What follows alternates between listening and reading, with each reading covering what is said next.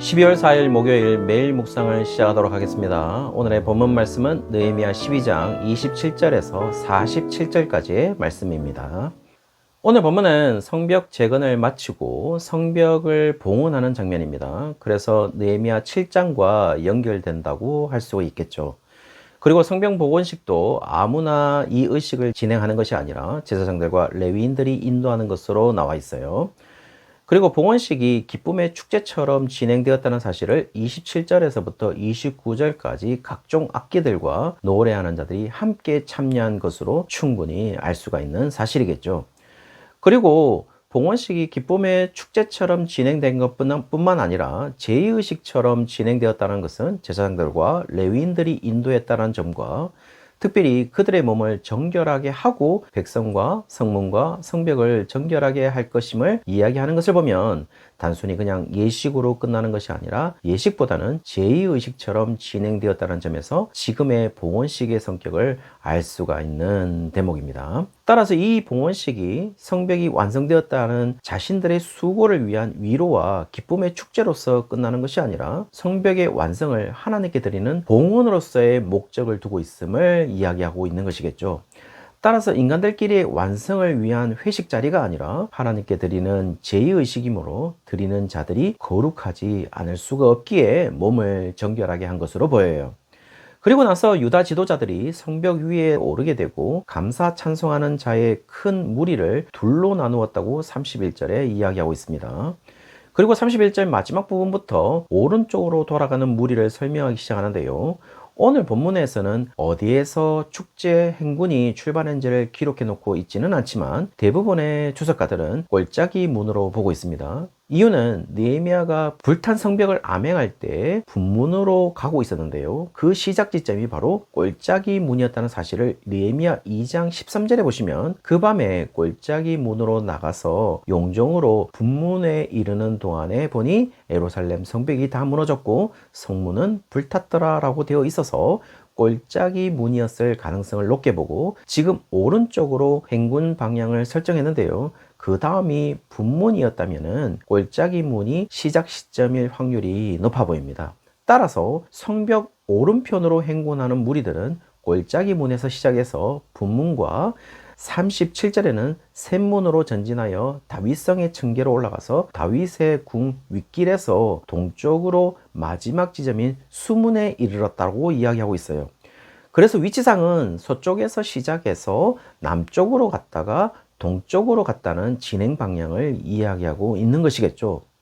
또 다른 행군의 무리는 38절부터 왼쪽으로 행군하는 무리로서 그 시작 지점은 당연히 골짜기 문으로 하고 그 다음은 화덕망대로서 38절에 이야기하고 그 다음은 넓은 성벽으로 가고 39절에 에브라임문, 옛문, 어문, 하나델망대, 한메아망대, 양문에 이르고 마지막은 감옥문이라고 이야기하고 있어요.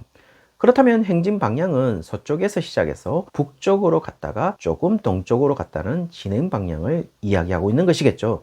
이 두 무리에서 먼저 설명한 오른쪽으로 행군한 무리의 인도자는 에스라로 나오고 두 번째 설명한 왼쪽으로 행군하는 무리의 인도자는 느헤미야로 이야기하고 있습니다.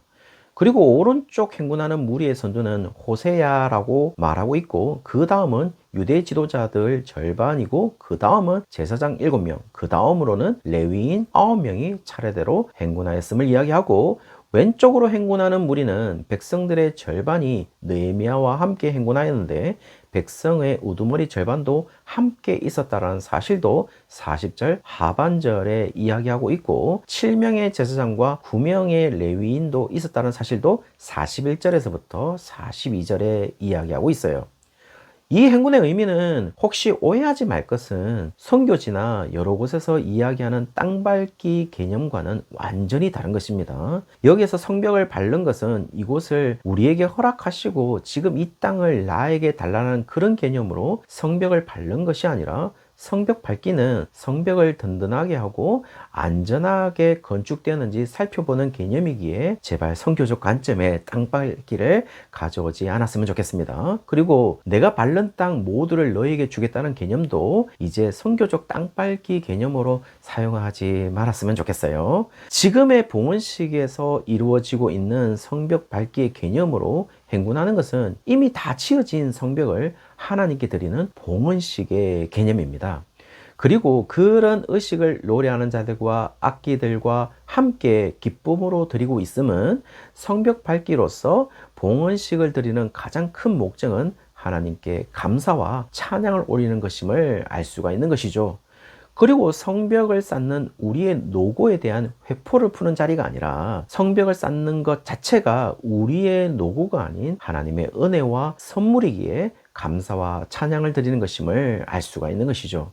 사실 지금까지 여러 가지 사건들을 볼 때 그들은 멈춰질 수밖에 없었고 계속적인 방해가 올 때마다 현실이 보일 때는 성벽 건축이 멈춰질 수밖에 없다고 생각했었습니다. 그러나 그때마다 하나님이 방해자들의 계획을 폐하시고 하나님이 우리를 위하여 싸우셨기 때문에 가능했던 성벽 건축이기에 이 성벽 건축은 이스라엘 백성들의 노력의 산물이 아니라 당연히 하나님의 선물이고 은혜의 결과물일 수밖에 없는 것이겠죠. 그러므로 감사와 찬양을 안 드릴 수가 없는 것입니다. 그리고 이 모든 봉헌식이 기쁨으로 거행되었다면 그것에 대한 반응으로서 아주 특이한 하나의 행위가 기록되는데요. 44절부터 47절에 제사장들과 레위인들을 위해 온전한 11조를 드리는 것으로 지금 오늘 본문을 마무리하고 있어요. 그리고 44절에 보면 이렇게 제사장들과 레위 사람들을 위한 헌물과 11조를 거두는 것에 대해서 유다 사람들이 함께 동참한 이유는 유다 사람이 섬기는 제사장들과 레위 사람들로 말미암아 즐거워하기 때문이라고 이야기하고 있습니다. 따라서 유다 사람들의 동참은 즐거움 그 자체였고 자원하는 마음으로 이루어졌다는 사실을 알려주고 있는 것이겠죠. 그리고 이것은 느헤미야 10장에서 언약을 다시 갱신할 때의 7가지를 이야기했는데요. 그 마지막 7번째가 11조를 헌납할 것을 이야기하고 있어요. 그래서 마치 레위 지파가 다른 지파보다 우위에 있어서 다른 지파들이 레위 지파에게 11조를 헌납하는 것이 아니고 또한 레위 지파보다 레위 지파 안의 소수인 제사장들이 레위 지파보다 위인 그룹이 아닌 것은 사실 조금 더 쉽게 설명하면 다른 지파들이 레위 지파와 제사장 그룹들을 먹여 살리고 있는 것이기에 이런 구조에서 본다면 먹여 살리는 다른 지파가 위에 있고 레위 지파와 제사장 그룹들은 먹여 살림을 받기 때문에 당연히 밑에 있는 개념으로 이해될 수밖에 없어요. 따라서 지금 이야기하는 것은 다른 지파들과 레위 지파와 제사장 그룹들이 위아래 개념을 가지고 있는 것이 아니에요. 그리고 더 정확하게 이야기한다면 땅의 소산이 없다면 당연히 11조도 없기 때문에 땅의 소산을 허락하신 하나님께 모두 감사해야 함은 땅의 소산을 주셨기에 다른 지파들이 자신들의 10분의 9로 살고 다른 지파들이 드리는 10분의 1에 의해서 제사장과 레위 지파가 살아갈 수 있기 때문인 것이죠. 그러므로 사실 다른 지파들이 자신들의 노력으로 이뤄낸 모든 결과들은 다 하나님의 것이기에 그들의 개념 속에 적어도 10분의 1을 제사장과 레위인들을 위해서 하나님의 것이기에 바친다는 생각은 단 0.00001%도 존재하지 않습니다. 단지 구별할 뿐인 것이죠. 따라서 지금의 11조 개념과는 전혀 무관한 것임을 알 수가 있겠죠. 오로지 지금 제사장과 레위인들은 하나님을 향한 백성들의 감사를 제의로 드리는 직무를 맡고 있을 뿐이니까요. 그러므로 하나님께서 땅의 소산과 재물들을 백성들에게 허락하지 않는다면 그들이 가질 10분의 9도 가질 수 없고 당연히 제사장과 레위인들을 위한 10분의 1도 가질 수가 없는 것입니다. 그러므로 지금의 이야기는 11조에 대한 강조를 이야기하는 것이 아니라 성벽과 성전이 재건되었고 이제 하나님의 백성들이 성벽으로 인해 안전하게 하나님의 성전에서 하나님께 감사 찬양을 드릴 수 있게 된 자신들의 상황을 성벽 봉헌식과 함께 진술하고 있는 것이겠죠. 어쩌면 오늘 본문은 우리에게 지금 성벽 봉헌식에 함께 참여하고 있는 자가 지금 매일 묵상에 참여한 우리가 아닌지를 묻고 있고 우리만이 하나님이 주신 것임을 알 수 있고 감사할 수 있는 존재라는 사실을 이야기하면서 우리에게 불평보다는 우리에게 하나님께 감사할 것을 이야기해 주고 있습니다. 오늘 하루가 그런 감사로 채워지시기를 주의 이름으로 축원합니다.